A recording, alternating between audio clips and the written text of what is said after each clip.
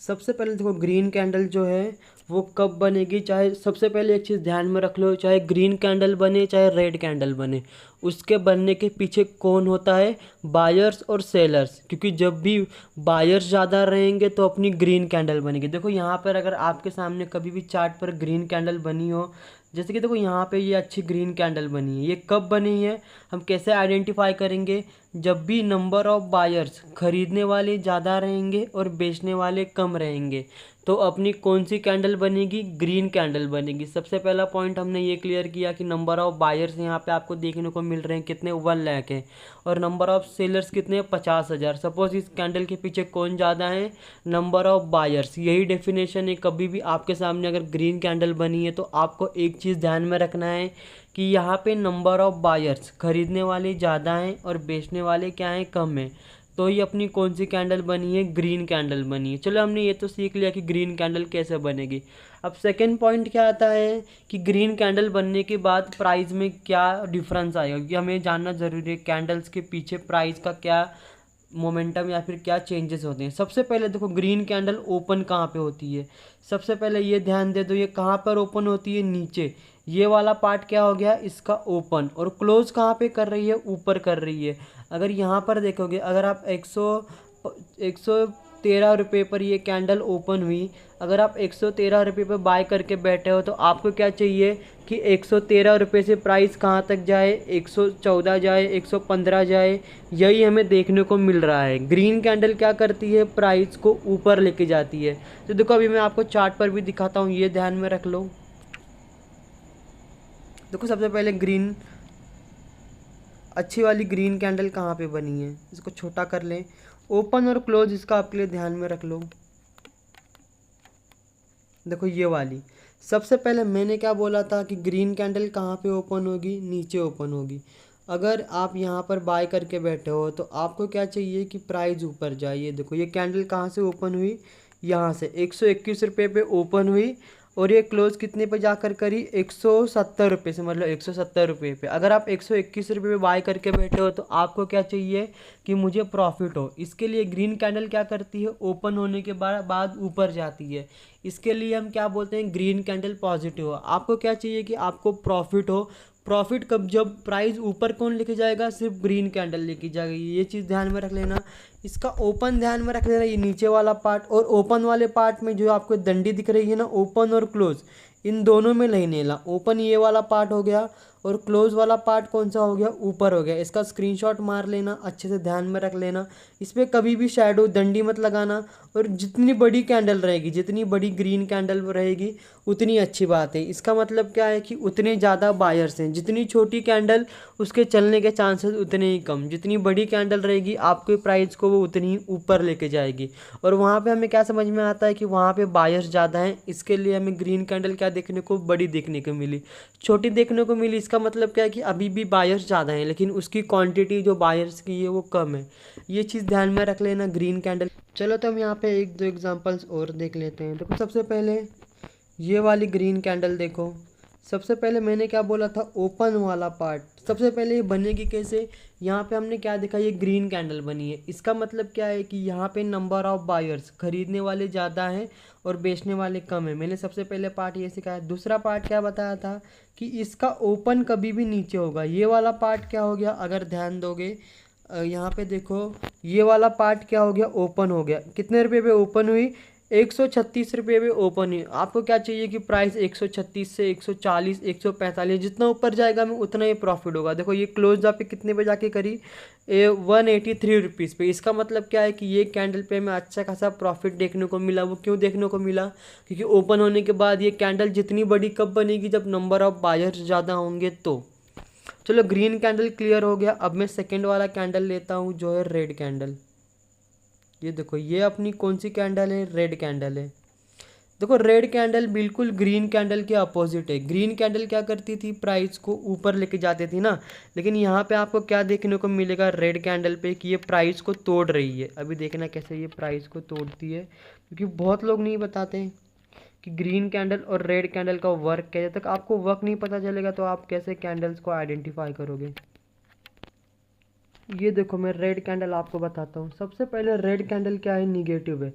Red candle क्या अब कब बनेगी, जब भी नंबर ऑफ सेलर्स, यहाँ पे बायर्स नहीं ज़्यादा हैं, यहाँ पे बेचने वाले ज़्यादा हैं और ख़रीदने वाले क्या हैं, कम है, तो अपनी कौन सी कैंडल बनेगी, रेड कैंडल बनेगी। और देखो इसे कलर से ही लग रहा है कि ये निगेटिव कैंडल है। सबसे पहले ग्रीन कैंडल पॉजिटिव है और ये निगेटिव है। ये निगेटिव क्यों है अभी समझ जाओगे। अगर यहाँ पे आप 91 रुपीज़ पे ओपन हुआ, ओपन मतलब क्या, यहाँ से कैंडल बनना शुरू करी, और क्लोज मतलब का वहाँ पे जाके कैंडल बंद हो गई। सबसे पहले 92 रुपीज़ पे कैंडल ओपन हुआ। अगर आप 92 रुपीज़ पे बाय करके बैठे हो तो आपको क्या चाहिए, 92 रुपीज़ से प्राइस 95 जाए, 100 जाए, 120 जाए। लेकिन यहाँ पे क्या उल्टा हो रहा है, अगर आप 92 रुपीज़ बाय करके बैठे हो तो आपको 92 से क्या हो रहा है, लॉस हो रहा है, क्योंकि प्राइस जो है वो नीचे आ रही है। इसके लिए हम क्या बोलते हैं, रेड कैंडल निगेटिव है। ये कैंडल ओपन होने के बाद क्या करती है, प्राइस को नीचे लेके जाती है। कभी भी ध्यान में रखना, ये ऊपर ओपन हुई है, 100 रुपये पे ओपन हुई। रेड कैंडल कब बनेगी, जब सेलर ज़्यादा रहेंगे। सपोज़ कि यहाँ पे कोई रेड कैंडल जो है बन रही है, वो 100 रुपये पे बन रही है, लेकिन वो रेड कैंडल क्या करती है, 100 से 110 120 नहीं जाती, वो 100 से 70 80 जितना नीचे आएगी, जितने ज़्यादा सेलर ज़्यादा रहेंगे वो उतनी ही नीचे आती जाएगी। इसके लिए हम क्या बोलते हैं, रेड कैंडल निगेटिव है। रेड कैंडल को हम निगेटिव समझ गए और हमने ग्रीन कैंडल सीखा। ओपन और क्लोज में दोनों का डिफरेंस है। ग्रीन कैंडल नीचे ओपन होती है और प्राइस को ऊपर जाके क्लोज करती है, और रेड कैंडल क्या करती है, प्राइस को ऊपर ओपन करती है और नीचे लाकर क्लोज करती है। और हम फाइंड कैसे करना सीखे कि रेड कैंडल है, ये ग्रीन कैंडल है, ये क्यों बनी है। नंबर ऑफ बायर्स और number of sellers, green candle में क्या था, नंबर ऑफ बायर्स ज़्यादा थे, और रेड कैंडल में क्या है कि नंबर ऑफ सेलर्स जो हैं वो ज़्यादा हैं। अभी हम बात करते हैं जो है वो अपना सेकेंड पॉइंट। सेकेंड पॉइंट अपना क्या आता है कि कभी भी ध्यान में रखना, सपोर्ट और रेजिस्टेंस बहुत ज़रूरी है। जो एनालिसिस प्रॉपर एनालिसिस करते हैं उनको पता होगा कि सपोर्ट एंड रेजिस्टेंस कितना इंपॉर्टेंट है। सबसे पहले देखो, मैं सपोर्ट की बात करूं, सबसे पहले मैं क्या करता हूं, चार्ट को छोटा कर देता हूं, और जो कैंडल्स हैं उनको एक लाइन में दिखाता हूं। अभी के लिए लाइन दिखा रहा हूं, बाद में मैं चार्ट में दिखाऊंगा, टेंशन मत लेना।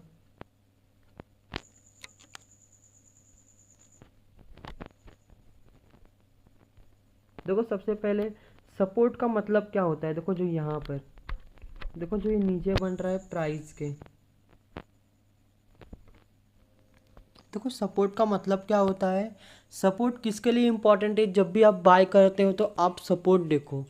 सपोर्ट क्यों इम्पोर्टेंट, सपोर्ट क्या करता है, प्राइस को गिरने से रोकता है। और जो टेक्निकल एनालिसिस करते हैं उनको पता होगा सपोर्ट लेवल पे बहुत अच्छे खासे बायर्स वेट करते हैं सपोर्ट लेवल का, वो अनवांटेड एंट्री नहीं मारते। जैसे कि यहाँ पे आप देखोगे प्राइस ने थोड़ा मोमेंटम दिया, यहाँ से लगेगा प्राइस इतना ऊपर जाके आया है, फिर ऊपर जाएगा। लेकिन यहाँ पे देखो क्या हुआ, प्राइस जो है वो गिरना स्टार्ट कर दी। वो क्यों करी, क्योंकि वो वेट करते हैं। देखो यहाँ पे आपको क्या देखने को मिला, यहाँ से प्राइस बहुत ऊपर गया, लेकिन यहाँ पे लोग ट्रैप हो गए, उनको लगा चलो यहाँ पे मार्केट नीचे बाय कर लेता हूँ, यहाँ से भी ऊपर जाएगा। लेकिन ऐसा नहीं होता, मार्केट अप भी जाता है, डाउन भी जाता है। इसके लिए जो प्रॉपर एनालिसिस करते हैं उनको पता है कि हमें एंट्री कहाँ पर बनानी है, सपोर्ट पे बनानी है। देखो यहाँ पर क्या देखने को मिला, यहाँ पे एंट्री करते तो यहाँ पे मार्केट नीचे आया, देखो यहाँ पे सपोर्ट बनाया और यहाँ से ऊपर चला गया।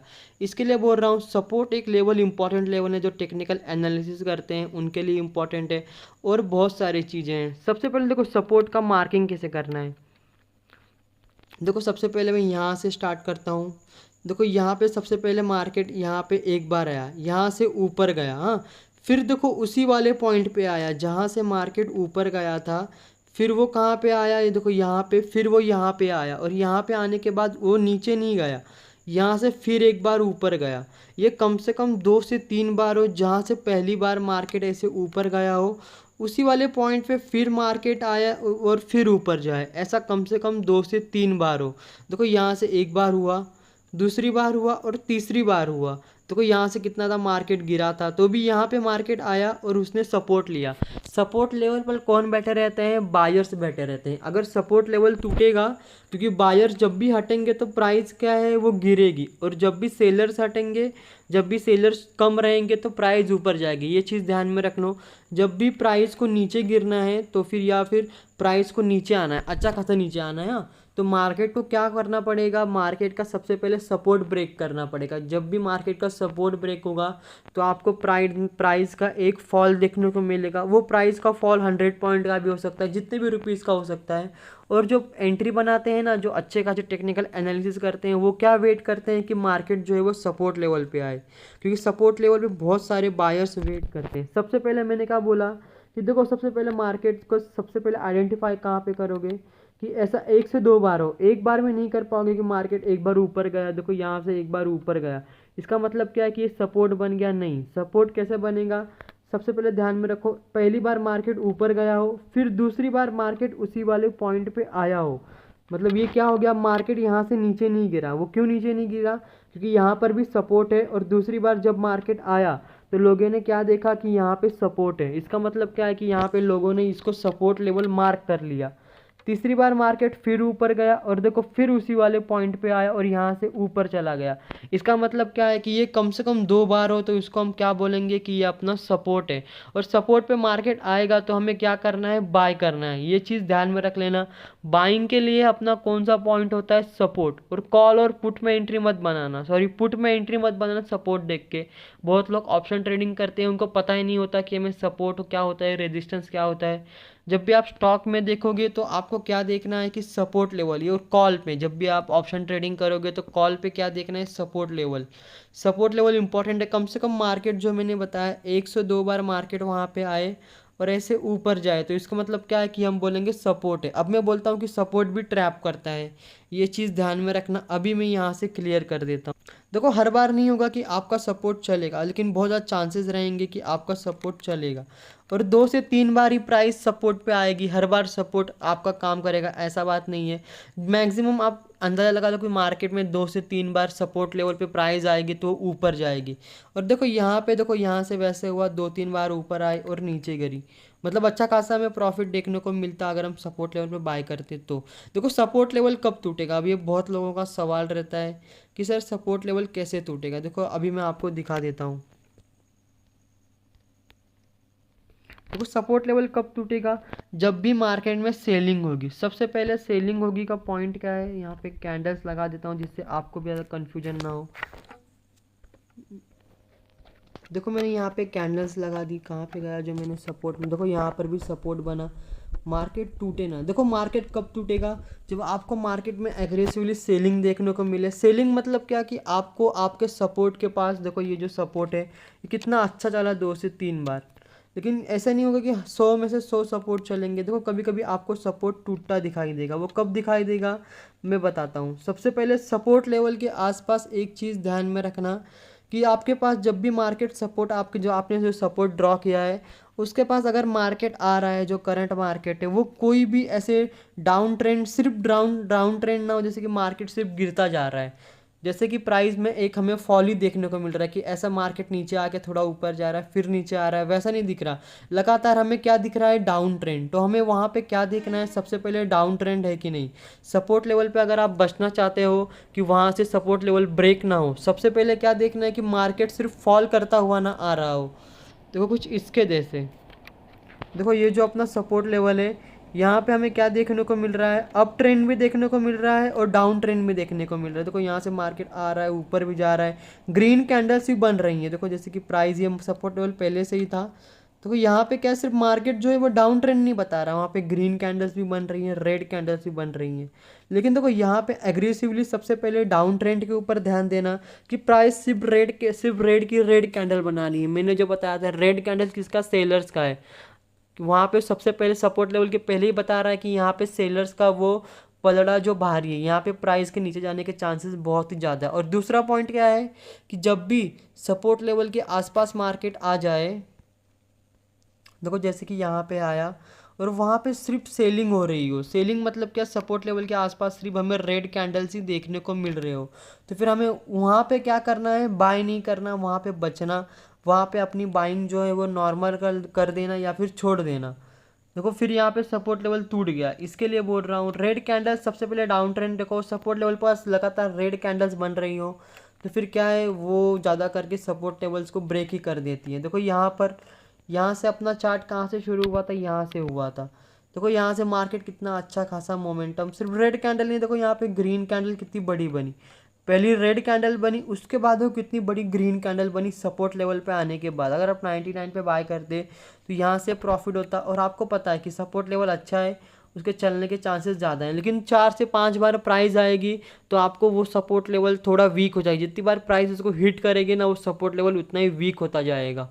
ये चीज़ ध्यान में रखना कि सपोर्ट लेवल का जो मैंने बताया पॉइंट्स जो है वो ध्यान में रख लेना। ड्रॉ कैसे करना है, सपोर्ट लेवल कब टूटेगा, एंट्री के लिए बेस्ट पॉइंट क्या होता है सपोर्ट लेवल का। चलो सपोर्ट लेवल क्लियर कर दिया, अब हम चलते हैं रेजिस्टेंस लेवल पे।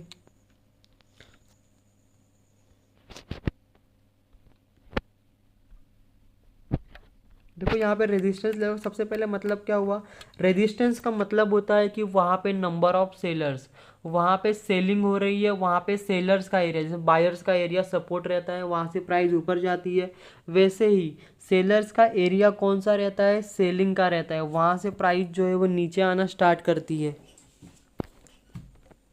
जो सप्लाई जोन है सबसे पहले चार्ट के बॉटम पर नहीं बनाना है, ये कहाँ पे बनाना है, चार्ट के टॉप पर।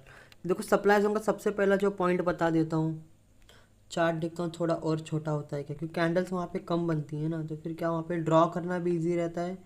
और दूसरा पॉइंट क्या है कि वहाँ पे थोड़े कैंडल्स भी कम रहते हैं, तो ये वाला ठीक है। तो सबसे पहले सप्लाई जोन कहाँ पे, सबसे पहले जो मैंने बताया था सप्लाई जोन कहाँ, सप्लाई जोन कब बनेगा, जब नंबर ऑफ सेलर्स, वहाँ पर कौन बैठे हैं, सेलर्स बैठे हैं, सेलर्स बैठे रहेंगे तो प्राइस जो है नीचे आएगी आएगी।